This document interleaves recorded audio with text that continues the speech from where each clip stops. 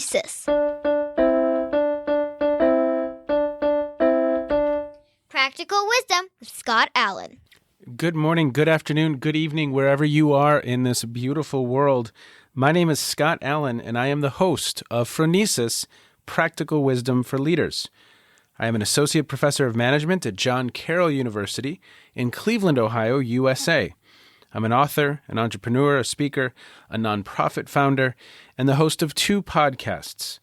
I'm also a husband and dad of 3. You just heard from Kate, my daughter, who wrote and performed the Phronesis intro. Phronesis offers a smart, fast-paced discussion on all things leadership. My guests are scholars and practitioners, and we cover timely, relevant topics and incorporate practical tips designed to help you make a difference in how you lead and live. Now, I am proud to share that Phronesis is the official podcast of the International Leadership Association, an association that is near and dear to my heart. ILA brings together leaders and those who teach, study, and develop leadership, advancing leadership knowledge and practice for a better world. Learn more at ilaglobalnetwork.org. If you like what we're up to, please click subscribe so you can stay up to date as we release new episodes each week. You can also share what we're up to with others. And now, today's show. Hello, everybody. Today I have Dr. Joanne Ciulla. She is a pioneer in this whole topic of ethics and leadership. And she does extensive research on that topic in business ethics. She served before she was at Rutgers, where she is now. She served as a chair in leadership and ethics at Jepson. She was a founder on the founding faculty of that school. She's held academic appointments at Harvard, Wharton, LaSalle, numerous visiting opportunities abroad. She teaches all over the world. She serves on editorial boards, Leadership Quarterly, Leadership, and the Business Ethics Quarterly. That's not it, everybody. She's won awards. She's won a lot of awards, and it's really pretty. It's pretty awesome, Joanne. It's Lifetime Achievement Award for outstanding contribution to the scholarship in business ethics from the Society for Business Ethics, Legacy Lifetime Achievement Award from the International Leadership Association, the Eminent Scholar Award. Right? Eminent. That's the galactic level at this point, right? If you're eminent. And that was from the Network of Leadership Scholars in the Academy of Management. There's more. We will put it in the show notes. Dr. Ciulla, thank you so much for being with us today. We really, really appreciate it. Well, it's my pleasure. What gaps do we need to fill in? What else do we need to say about you? What are your hobbies? What do you enjoy doing when you're not writing very important pieces of work? What do you love to do? You mean there's things to do when I'm not writing? When you're not winning awards and editing scholarly papers or writing them or teaching. Well, when you win all those awards, they're just telling you you're getting old. So that's about it. Well, let's see. I did spend a huge amount of time traveling. I've been to 6 of the 7 continents, but my husband refuses to take me to Antarctica because he thinks it's environmentally irresponsible. So we won't be going there. Okay. But that's our main hobby. We like to snorkel, so we've snorkeled all over the world. And so needless to say, I miss both of those tremendously right now. Aside from that, those are the 2 main things. I also cook. When I was in graduate school, I cooked in restaurants, and I'm Italian, so there's a lot of Italian food coming out of my kitchen. And so I like to cook and feed people when I'm not writing. Oh, I love it. Well, I know you're an East Coaster, Maryland, Delaware, Virginia, and so I'm sure you've been to Acadia. We were just there about a week and a half ago, Acadia National Park. Just incredibly beautiful, right? It's not a place to snorkel, but it's a place to enjoy the beauty. Yeah, lovely. Well, so what I'm excited to chat with you about today is this whole topic of leadership and ethics. Obviously a hot topic in recent years, but what I would love to know is what you're thinking about now. I mean, you have written extensively on this topic. A wonderful book, The Heart of Leadership, and so many academic articles on the topic.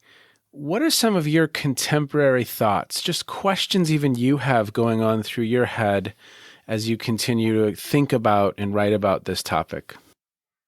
Well, I guess the main thing, what I'm thinking about now, actually, what I'm writing about now, is the role of emotion in leadership. I had written a paper, was published last year, on resentment and the power of resentment in leadership. And what I've been fascinated with, given the political developments, not only in this country, but other parts of the world, is really understanding there are things about leadership that circumvent reason. And I want to try to understand what those are.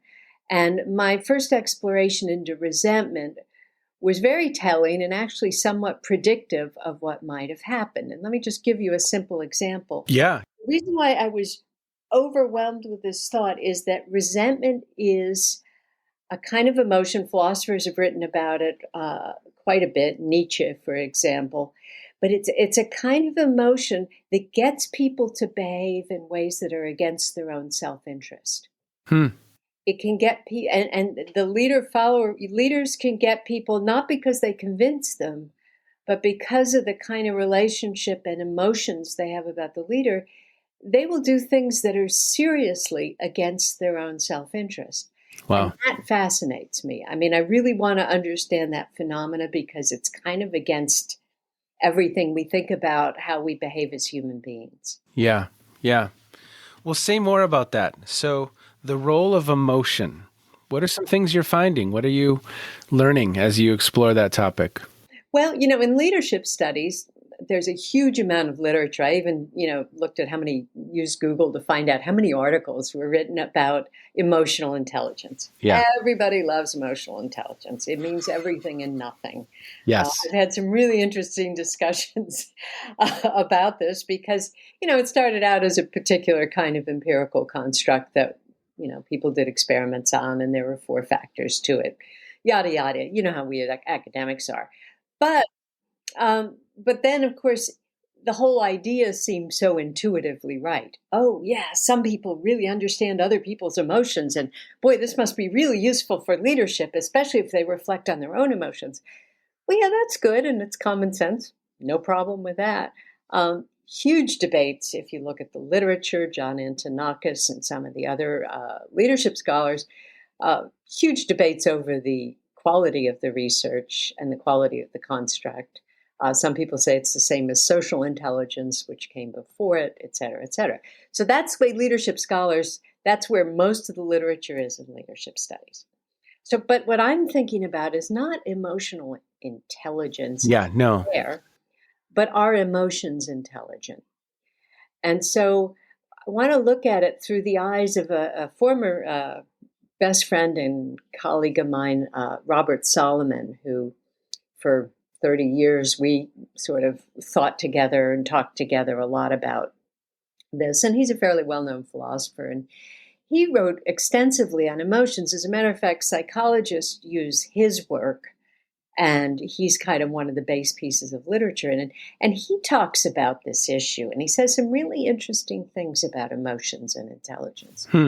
He says, for example, it's almost like a joke to say, what is the meaning of life, right? And it's a crazy and wild question. You've got Monty Python's version, and then you've got, yeah. And I love Monty Python's version of it. But it's a crazy question, and philosophers have written about what's wrong with the question and everything else. But what Solomon says is really interesting in terms of the intelligence of emotions. He says that emotions are how we experience meaning, that you can't have meaning without emotions. Oh, wow. So it's fundamental. And furthermore, if you look at a lot of the philosophical literature, and certainly a lot of the literature in leadership, even on emotional intelligence, what you find is there's a historical battle that is portrayed as going on in every human being between emotions and reason. And, for a philosopher like Kant in ethics, reason always has to win, right? We look at emotional intelligence and a lot of ethical theories. It's like beating down those emotions. And then people talk about emotion. Have you ever thought about how we talk about it? We talk about emotions as if we're passive bystanders. So fall in love. We're overcome with passion. We're like Yes. this helpless person that emotions keep jumping on us, making us do stuff. So I find that whole view that we have of emotions, and of course Solomon's comment, absolutely fascinating, because instead of pitting emotion against reason or talking about intelligence about emotions, we really need to understand the intelligence of emotions. And so going back to resentment, well, here you say, well, that's a dumb emotion if it makes you do things against your own self-interest, right? But there's an intelligence to that emotion that we need to understand, given the input that people get that creates it, which is sense of grievance, sense of being wronged, sense of humiliation. And if you believe that about what's going on around you, then it's an intelligent response. Hmm. It's a battle response, because it's like, this is we're locked in this battle, this grievance that's so powerful. We're willing to risk our lives for it, just as people are willing to risk their lives for other things. So these are some of the things that I'm have been exploring and thinking about in relation to emotions and leadership. My head is in 7 or 8 different places right now. I love it. I love it. Because, yeah, you can. How has the work of Ekman informed anything that you've done? Has it?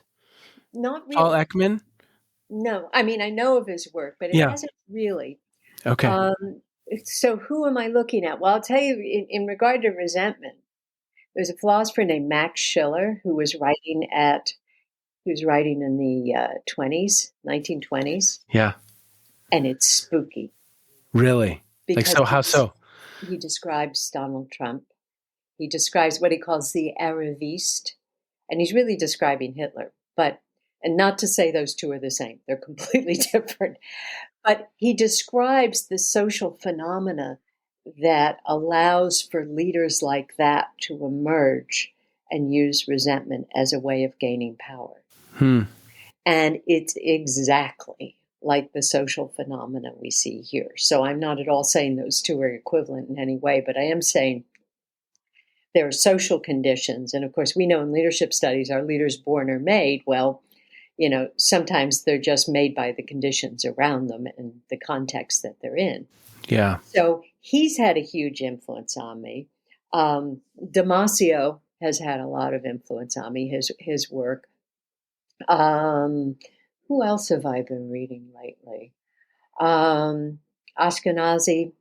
Oh, okay. Yeah. Yeah. Written a lot. Neil had, wasn't there a letter? Weren't there, was it the letters between Neil and Antonakis? Was it, does leadership need emotional intelligence? Was that the series of articles? Oh, I love that. That is the best dialogue, and it's very funny in so many ways. But it's delightful to read, isn't it? Yeah. It's just Yeah. a terrific one. But yeah, so he's one of them. So there's that whole group of people in leadership studies. So I've been reading their stuff.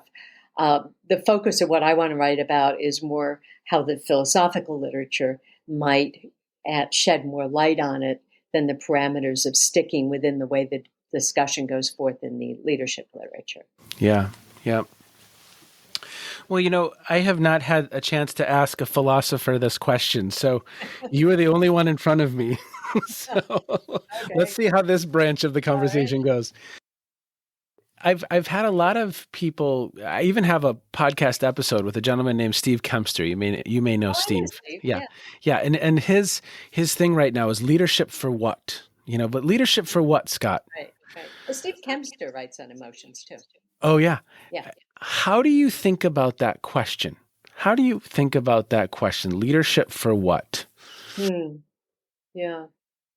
Well, I think of it in a couple ways. First, in the broader context of the fact that leadership as a part of the human condition is something that is sort of necessary for how we organize ourselves in society.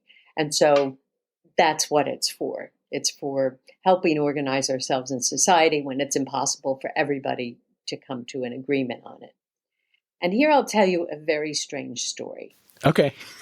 And it stems from... You're gonna counter my strange shift in conversation with a strange story. I love it. I'll tell you a very strange story. Okay. I was back, I guess it was around in 2000, and I had a UNESCO chair in leadership studies for the United Nations Leadership Academy. And so they sent me down. I traveled through several African nations to talk to people about our programs and stuff like that. So when I was in South Africa, I was put in touch with the Desmond Tutu Peace Foundation, and which I ended up being on their board for 6 years. And I just happened to be there at this amazing moment when they were having this reunion of the ANC on Robben Island. And they said, do you want to come? And of course I did. And the jailers were there, and all the key characters from the ANC that were in prison there. It was an amazing thing. So I'm sitting there and talking to people, and they asking what I do. And I said, well, I study leadership. And they said to me, oh, you have to talk to Lee Berger. I don't know how many people told me I had to talk to Lee Berger. Well, who in the heck is Lee Berger? Well, you're going to love this. Lee Berger is a paleontologist. And really? Yes, a very famous one. He's one of the people who discovered not Lucy, but what's called the footsteps of Eve, which is these really ancient footsteps. Okay. All right. So this intrigued me so much. I was in Cape Town. I flew to Johannesburg. He's at Wits University, and I made an appointment to see Lee Berger. So I get there, and I tell him this, and I said, everybody came and told me I needed to talk to you about leadership. Well, it turns out this paleontologist who he's a leg man. By the way, paleontologists are either leg men or men. And a leg person is someone who studies things like footsteps and leg bones. So wait, this is something I maybe could have not known. I didn't know, but you know that obviously it's harder to find skulls than it is to find legs. Yeah. Oh wow. So there's people who specialize just in legs. Yeah, well, they don't just but they do a lot of work with those artifacts, right? Okay, So they have this. So anyway, so then I said, okay, so what does this have to do with leadership? And then, you know that old song, the leg bones connected to the thigh bone? Well, he kind of did one of those and got all the way up to the head. Okay.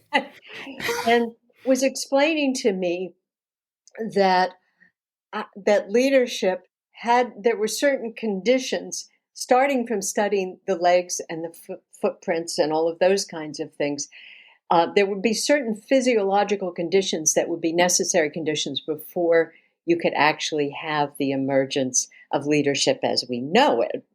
But, wow. Yeah, but that certain things they'd find in terms of the situation of the bones and other things would sort of give you indications if the social structure was such that there actually was a kind of leadership that created a kind of organization that would allow for certain artifacts that would allow for all of these other things to happen. Wow. My head just about exploded. When I heard, I'm sitting there going, well, this was worth traveling quite a significant distance to find out. Wow. And so anyway, but apparently he had been going around giving talks about how all of this structural stuff was related to the emergence of leadership. So I became really, really fascinated by that. Wow. And so leadership for what? We can say going way, way back that there are you took us old school there. Biological, physiological reasons why we leadership. So yeah. I don't think I've ever told Steve that. I last saw him in Lancaster. You need to tell him that the next time you see that. I've heard you've been gallivanting around the world wondering what leadership was for, for what. And then, right. Oh, that's great. Okay, so that's one level. Okay. So let me bring it down to earth or something vaguely credible. Well, I think on the other level, though, the leadership for what it stems from it, because it's the question of, what is the level of organization that actually requires a leader? And more importantly, there's an ethical side to it. If you think of what leaders do, they're people who take responsibility for something. If you're the leader of an organization, you take responsibility. So the question becomes, when is it necessary for that? So in ethics, there are huge problems with what collective responsibility. So all of these wonderful models of shared leadership and group leadership and fluid leadership and you name it kind of leadership. The problem with that is ultimately some person or group of people have to take responsibility. It's fundamental for moral accountability. So when we look at what leadership's for, one is moral accountability. Okay. The other is just all of the practical elements of organizing people to achieve some kind of common goal. So I don't know what Steve's looking for, whether he wants to throw it out or not, but, I'll have to talk to him about it. Well, one other way of looking at it that I've at least been thinking about recently would be the UN sustainability goals, right? That are our efforts working to advance the world, at least in part, in some way, in these different dimensions. And I think that could be somewhat of where he's heading. Is it just simply for shareholder value, or is it are we looking at it from a different lens as well, so that we're at, sometimes that's called the triple bottom line, sometimes it has different names as well. But it's an interesting. I love how you kind of framed your answer to that question from paleontologists, right, to just how we organize. And any other way you think about that? Well, here's what I'd like to emphasize about it is the fact that, as much as everybody doesn't like, the single view of leadership, that's out of favor, the heroic view of leadership. When it comes to moral issues or ethical issues like the environment or labor policies and things like that, history tells us, and again, I'm not a scientist, so I use history is my data set. Yeah. And when you're studying leadership, it's a really good one because the stuff happened, Yeah. And you can look for patterns in history, and that's generally a lot of my research is looking for patterns in history. But what we see is when there is a moral issue, it tends, and nobody's going to like me for this, to require leadership.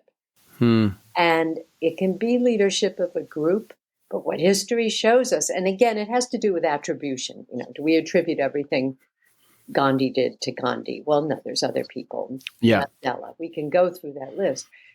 But for some reason, and this notion of moral leadership is fascinating.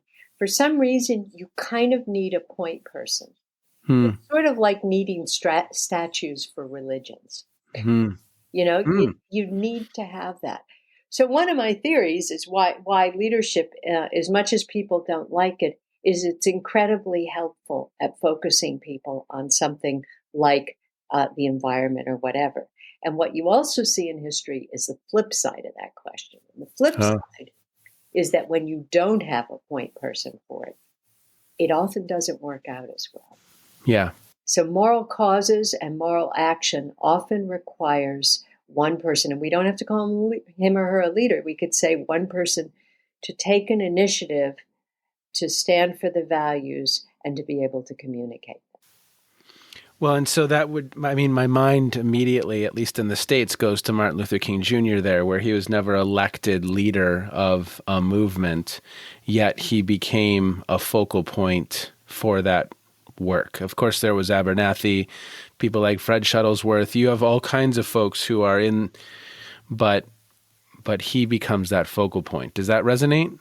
Yeah, and one of the other studies I did, because for 3 years I was at the University of Fort Hare in South Africa. I was a visiting person. I go in and work there for a few months. But one of the things I did is I did archival research on Nelson Mandela. So the ANC archives is there. And I wrote a paper on it called Searching for Mandela. The Saint is a Sinner Who Keeps on Trying, which is one of Really? Mandela's favorite sayings. And one of the things you find with Mandela, especially when you look at his unpublished personal papers, as I did, is that he was constantly saying, it's not just me, it's a lot of other people. But what the ANC said through that period that he got put in jail, because keep in mind, he could have gotten out of jail 6 times. Oh, I didn't He realize never that. had to stay there. No, he kept turning them down because they said he'd have to give up politics. And he said, as long as my people aren't free, I'm not coming out. But what you learn from studying someone like Mandela is the ANC leadership understood, even though it was controversial, that it was really important to have a point man. And it was really important to have the face and the embodiment because it was easier for people around the world to understand this guy in jail who had done really interesting things. He was youth leader of the ANC. I mean, the story of Mandela is fascinating, but they needed to have their kind of celebrity. And I remember one of the quotes that's interesting when he became president, because he was quite old and he'd been in jail all those years. And Yeah. apparently Thabo Mbeki and several other people really handled the day-to-day stuff. He said, I'm more of an ornament than a president. And he makes a lot of interesting comments like that. And one of them is a kind of modesty, but I don't know if it's a slightly false modesty because he was aware of the importance of being humble. Yeah. But it was a lot of it was a kind of reflectiveness. And then in his very, very the last thing that he wrote before he had dementia, so he was unable to write. He wrote this interesting thing where he said, I don't feel like anybody really knows me. They know the image of me. They know this other person. And that's where that's why I titled the paper, that's where it came back, because he had written it in letters to people. And he said, they don't see me, they see me as a saint, but I'm only a saint as a sinner who keeps on trying. Yeah. And so I think the same could be said of someone like Gandhi or Martin Luther King, is they become iconic leaders, they embody a cause, and to some extent they're no longer themselves anymore. Because Mandela said he didn't think people really knew him. Yeah. And I think there were times, when he was president, that he even got kind of annoyed because people would criticize him for liking to hang out with celebrities or whatever. But, you got to say poor guy's been in jail all these years. Why not? Yeah. Yeah. Why not have some fun? Well, it's interesting. I'd never really thought of this, and this could get a little bit to some of the resentment work that you're doing. Tell me if I'm totally off base here, but there's that transition probably for these individuals, whether it's Adolf Hitler or Donald Trump, who starts to embody that movement, or if it's Mandela, Martin Luther King, or Gandhi. It starts that shift occurs somewhere, and that shift is an interesting space. Mm-hmm. It is. When someone moves to a level that is almost larger than. Does that make sense? Fill in the blank of what I was supposed to say there? Larger than life, larger than Well, they become. I mean, so if we look at Mandela, Martin Luther King, or Gandhi, we see that embodying that movement made it easier for people to understand. Right? And it's sort of interesting that 2 out of 3 were martyrs. Yeah. Right. But it made them easier for them to understand it. In the case of Trump, he became the other side of that is a kind of cult of personality, that he becomes such a powerful personality that he is the Republican Party, or he is this set of ideas.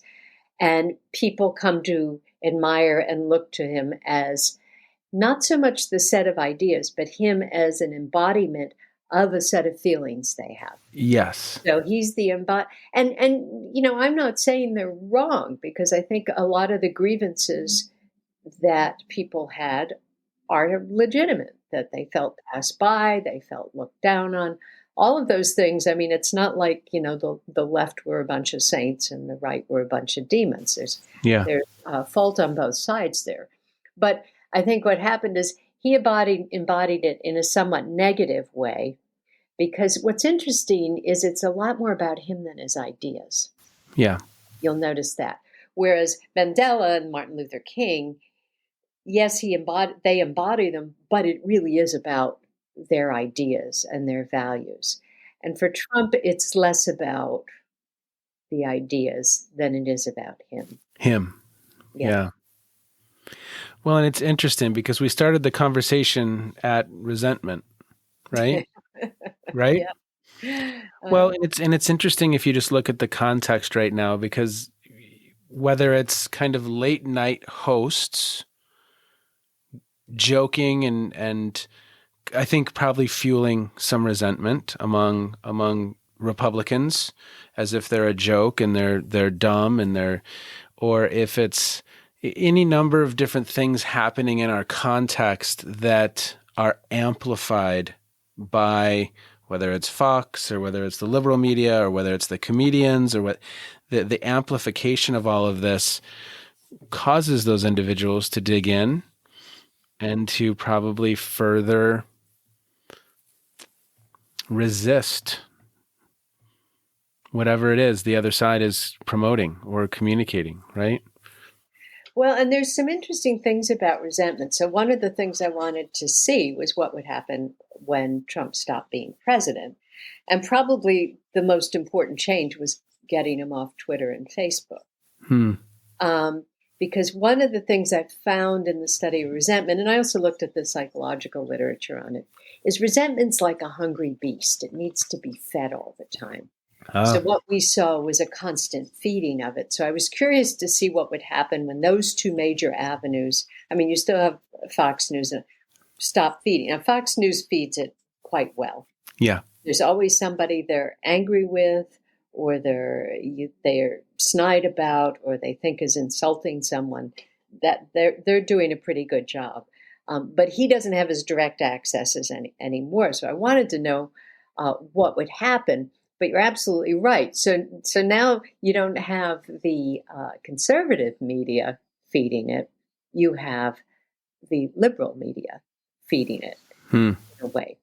And I was hoping it would start to fade away. But we've seen, getting back to this self-destructive behavior, that things like masks and not getting vaccinated, I mean, these are issues that are quite harmful to the individual, but are very tied up in ideologies. And they show that I'm so angry at you that I'm going to punch myself in the face. Yeah. It's that kind of feeling. So it's fascinating to watch. And again, we could start to heal it. But there's another aspect to resentment that people love. What? And that is, resentment's delicious. It's like chocolate. It's not schadenfreude, which is, the pleasure you take in someone's misery. But resentment's delicious. That feeding of grievance, that insulting of these smart aleck, condescending liberals, it's delicious. People love it. So that's the other thing, is it's similar to schadenfreude. Very, very similar emotion. And that's one of the things that makes it hard to crack, because people will look for it. They'll want to taste. They want to keep it going. So how do you make sense of us getting somewhere new?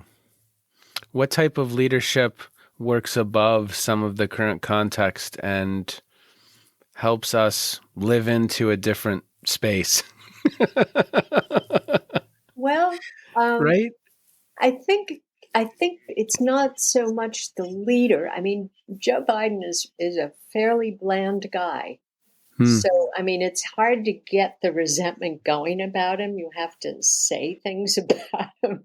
I mean, you have to work at him. So you'll notice the bigger target is going to be in the media, and that's the bigger problem, because because it's delicious, people want to watch it, and Yeah. because they want to watch it, it's going to keep going. So unless the media starts to change, I mean, there's some interesting lawsuits going on now. Particularly about the voting machines and things like that. There could be ways that the media starts to change a little bit, but I don't think there's a whole lot leaders can do about it right now. Some of them may have to change. Some of them may get so outrageous that they'll decide this is not constructive. Maybe I'm being overly hopeful, but no, there's no magic bullet leader that could come in and do this. And I think that's a fantasy. I think we've got the best we can get in one that doesn't really feed it.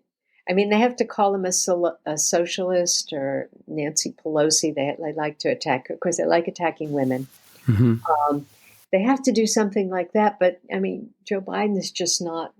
He's a religious guy. He's got a whole bunch of the values. But again, so he doesn't create a lot of emotion. And maybe that's the best we can do right now, is have a leader that doesn't do that. But there's a lot of noise going on elsewhere that I think is going to be hard to crack. Well, yeah. I mean, I think, again, late night TV is fueled by picking on and making fun of the right. And conservative talk is fueled by, sniping at the left, and it's billions of dollars. These are billion dollar industries that are fueling the fire, and at times very unproductive, right? Especially the talk news. Well, I mean, the one thing that could help, and I think the one thing that could help is if people's lives start to improve. Yeah. And that's the big thing. If they start to improve, they might want to get away from this because there's other things to do. Yeah. And it's awful right now because we're still at the end of the pandemic. Yeah. But I mean, there are really substantive things, getting those checks, protecting health care. There's a bunch of things that might start to work against the self-destructive behavior, because if you look at the states that aren't vaccinated, they're the poorest states in the country. Most of them are the poorest states in the country. These people are going to really suffer for views that are not good for them. Yeah. And that is sad, but hopefully, we've got huge income inequality, which is part of the grievance. Yep. We have a huge transformation of the demographics of our country. That's part of the grievance. So there's a whole lot of things going on. But if people look and see that their daily lives are somehow improving, maybe we've got a shot at sort of a better way of moving forward. Because and what you want is, you want both sides of the debate to be putting forth strong proposals for making people's lives better. Yes. And you want the public to want people to make their lives better. Once they reach that point, you can start getting rid of the self-destructiveness of the grievance of resentment. I think you're right. I mean, people being shut in for 12, 14 months, some of the shifts that are occurring contextually, whether that's digitization, globalization, and again, the demographics of our country shifting, it's a lot, right? And that's only going to increase in pace, whether if it's the digitization conversation. I mean, it's, what are the top 5 jobs in the country are truck driver, sales associate, call center worker, food prep, and there's a 5th that I'm not. Home care or something related to healthcare work. Yeah. But all of those are, actively being disrupted because it's big business. Mm-hmm. So. Yeah. And they're also not paid as well as they could be. Yep. And same for teachers too. They don't get paid particularly well. Yeah. So these disruptions, so you've got huge labor disruptions. You've got people who, again, we're still going back, years ago, I wrote a book called The Working Life, The Promise and Betrayal of Modern Work. And that was published in 2000. And you started to see these huge shifts of people who are making, $25 an hour, who are stuck going and making minimum wage somewhere because the factory's closed. Yep. And so if there could be a reindustrialization, or where do we find those jobs? Where are the unions in all of this? Yep. We can have, now we have the Amazon workers. I mean, it's the same sort of thing. Can those jobs be improved? How do we begin to think about those? So, people are not crazy to have these grievances. No. They are, again, it's an emotion that has intelligence to it. Mm-hmm. And so rather than pitting it against reason, we have to say, what's the intelligence in the grievance? And, that creates a situation where they go against their own self-interest. Yeah. Yep. Well, I've told this story on the podcast a couple of times, but my grandfather worked at Hormel in Fort Dodge, Iowa, and had a high school education, but died with hundreds of thousands of dollars in the bank because he'd been conservative, saved, and could have a good wage, right? That opportunity was afforded to him. He was an electrician. And, today in Fort Dodge, the largest employer is the prison or the Walmart, right? And so, yes, I mean, I think those shifts, especially in our rural communities, are real. And you could look at it through Maslow, even just a very simplistic way of thinking about it. Do people feel safe, like they belong, like they are in relationship? And many are far from that. And then that makes self-actualizing even further, right? It becomes a very, very long stretch. And that's happening in our urban communities as well, right? So I think I love what you said there, because how do we lift the whole so that more people have access to the life they want to live, a life of meaning and a life of purpose and a life of hope. And the more people that have that in our country, I think probably the better off we are. Yep. And of course, layered on top of all of that, we can't forget the questions of race in this country. Yeah. And the fact that there are serious social justice issues, which some parts of the country who feel this grievance, that gets layered on top of it. And I'm not even sure how they process it, because it's a different grievance than some people have.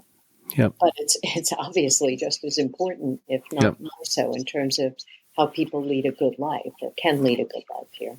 Yep. Well, Joanne, as we wind down our conversation, maybe share with listeners some things that have caught your eye lately, some things you've read or streamed or listened to that you've enjoyed. And it could have to do with leadership, but it doesn't have to. Just anything. Okay. Maybe a new recipe. Let's take us to our happier place. An Italian recipe or your favorite scuba diving spot. Oh, I can tell you that. Well, I don't scuba dive. I only snorkel. Snorkel. I'm sorry. Yeah, I like the freedom of snorkeling. Well, it's really wonderful to snorkel in the Red Sea. Oh, really? The Red Sea is incredible, and not many people snorkel there. And and I have snorkeled in Alaska too. Really? But that's not as interesting. You see a lot of kelp. Okay. A lot of plants under the water. It feels cold. Oh goodness! Oh, that's great. Yeah, I think that's it. And I've just planted my mint and basil on my windowsill, and so that's all you got. I'm drawing a blank, so I'm sure there's lots of things I've been looking at lately, but I don't know where to begin. I am going to be writing a paper on Aesop's fables. Really? So tell us really quick. Let's end with that. Okay. I love that idea, by the way. Yeah. Well, actually, the reason why I got into it's going back to the beginning, to resentment, because the best way to understand resentment, and again, showing that throughout history, human emotions have remained pretty much the same, is Aesop's fable, the fox and the grapes. Oh, wow. So there's a fox on a hot summer day, and he's going along, and he's very thirsty, and he sees these gorgeous, juicy grapes hanging, and he looks up and says, "Oh, I really want those grapes." So he jumps and he jumps and he jumps, and he can't get the grapes. Hmm. And so he gives up and he says, "Oh, they're probably sour anyway," and he walks away. And there's where we get sour grapes. Oh, wow. Okay. So the idea of resentment is this idea, that's why it can be self-destructive, that one of the grievances is that you can't have something. And if you can't have it, then it's bad. And so good old Aesop, he tells us that. And of course, in one of my books on work, I talk a lot about all the Aesop images of work, the grasshopper and the ant, on and on. So I thought I'd really dig more into Aesop and see what he had to say about leadership. A lot of wisdom there. A lot of wisdom there, right? Mm-hmm. Okay. Well, thank you for the good work that you do. How can people learn more about you and your work at Rutgers? Well, let's see. I'm in Wikipedia. Okay. And that's how you know you've arrived. If you have a Wikipedia page, is it correct? Is your Wikipedia page correct? Or does it say that there was some scandal in 1973 that wasn't true? I haven't looked at it lately. And now I'm terrified to look at it. The only thing I don't like about it is it lets people know how old you are. But so Wikipedia. They can just look in the faculty at Rutgers Business School. My CV is there. And there's more description of my work. I'm the director of the Institute for Ethical Leadership at Rutgers, so they can go to that website, see what we're up to. Not much lately, but actually we're doing some really interesting initiatives. We've been doing a huge initiative on race, even before Black Lives Matter. And leadership programs for Black professionals and people of color in the nonprofit industry. So we have leadership programs for them, capacity building programs in that area. And that's kind of what we do. We have a really good team of faculty who do work on more on ethics-related things. But my institute, we do both ethics and leadership.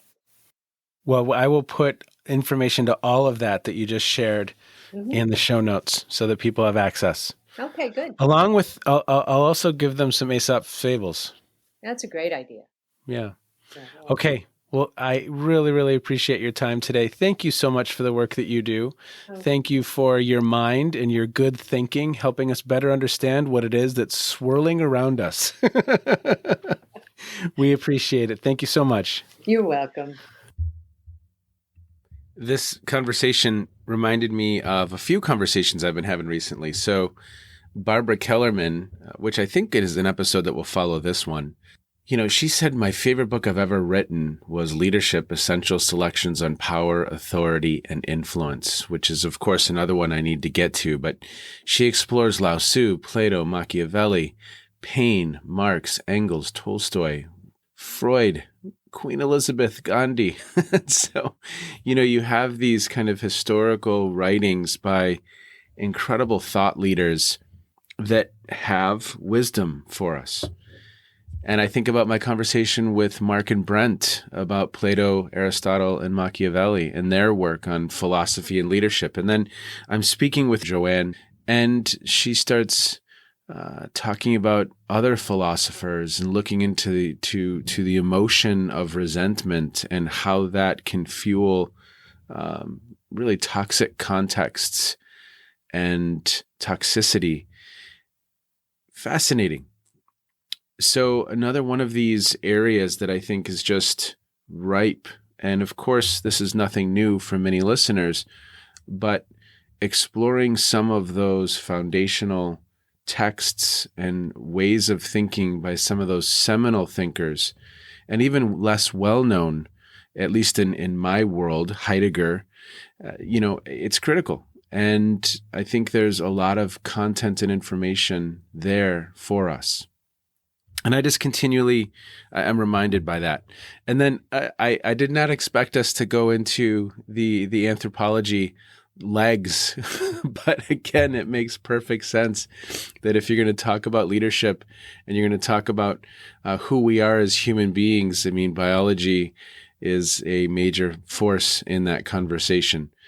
So, and we're going to touch a little bit on that with Robert Livingston, which is another upcoming episode, which was a fascinating and important conversation. So, as always, thank you for exploring with me. Thank you for listening. I hope you are doing good out there in the world, and I hope some of these conversations are helping you reflect on that work. Take care, everybody. Be well. And thank you so much to Dr. Joanne Ciulla.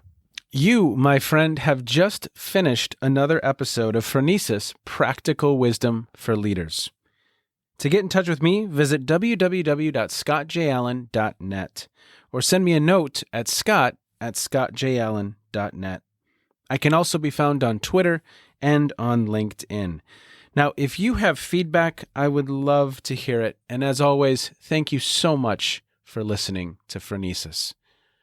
If you like Phronesis, I have a second podcast. It's called the Captovation Podcast. That's with an O, Captovation Podcast, where I speak with experts on the topic of designing and delivering incredible presentations. And now, Kate's twin sister, Emily, with the outro.